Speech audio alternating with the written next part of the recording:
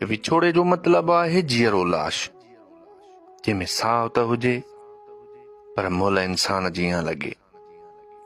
विछोड़े में टहक, ख़ुशियूं, हसरतूं सभु फांसी जो श्रंगार थी वेंदियूं आहिनि।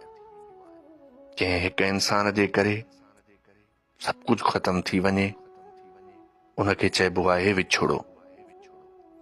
विछोड़ो इंसान खे ईअं ख़तम करे छॾींदो आहे जीअं लय जी काठी अंदरो अंदरि खाधल हूंदी आहे।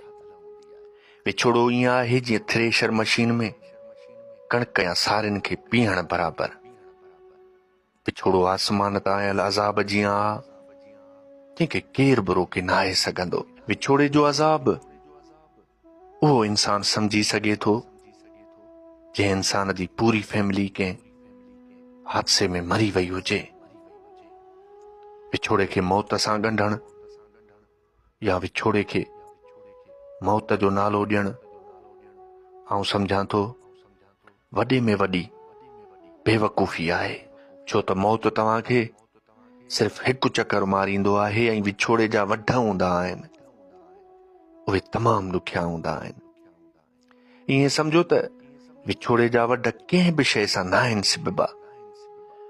मौत तव्हां सां गॾु तव्हांजे जज़्बनि, अहसासनि, ख्वाबनि ऐं हसरतुनि खे बि मारे छॾींदो आहे, पर विछोड़ो उन्हनि सभिनी शयुनि जे निड़ीअ ते नुंहुं ॾेई किस्तुनि में साहु कढंदो आहे।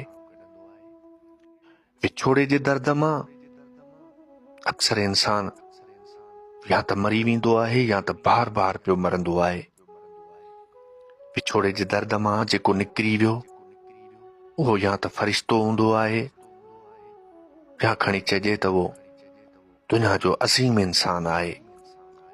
विछोड़े जो दर्द लफ़्ज़नि जी ॼार में फासाइण जो न आहे ऐं न ई काम कोशिश कयो त को तव्हांजे विछोड़े जे दर्द खे बयान करे लफ़्ज़नि जे अहराम में काबू कंदो।